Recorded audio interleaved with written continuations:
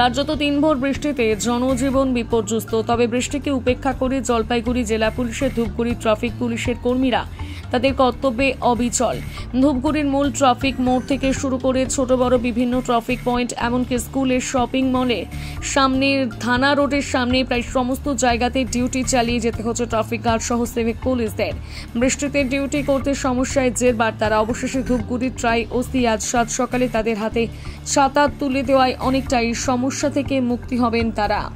কতটা সুবিধা হবে? হ্যাঁ, এখন আমাদের ছাতাটা পাওয়াতে খুব সুবিধা ভালো হলো। বৃষ্টির জন্য যদি কোনো অসুবিধা হয় তাহলে ছাতাটা দিতে খুব আমরা উপকৃত। কাদের তরফে দেওয়া হলো? এটা আমাদের ট্রাফিক ওসি দিয়েছে, ট্রাফিক ওসি। এই ডুয়ার্সে কি বৃষ্টি চলছে অনবরত? হ্যাঁ, অনবরত বৃষ্টি চলেছে, নাগাতার 10 দিন ধরে বৃষ্টি নাগাতার চলছে। ছাতা ছাড়া সময় ছাতা না তুলে আমাদের ডিউটি, এটা ভিআইপি আসলে আমরা দৌড়ে যেতে পারি না, বৃষ্টি ছাতার জন্য অসুবিধা হয়। রেনকোট পরে কতক্ষণ পরে বসে থাকবো, ছাতাটা হলে সুবিধা হয় আমাদের। আপনার নাম? আমার নাম বিপ্লব সরকার।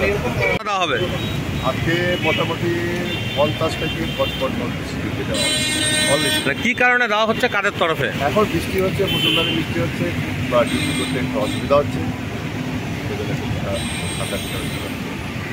মানে এটা কি ট্রাফিক গার্ডের তরফে দেওয়া হচ্ছে? এটা হচ্ছে ধূপগুড়ি ট্রাফিক গার্ড।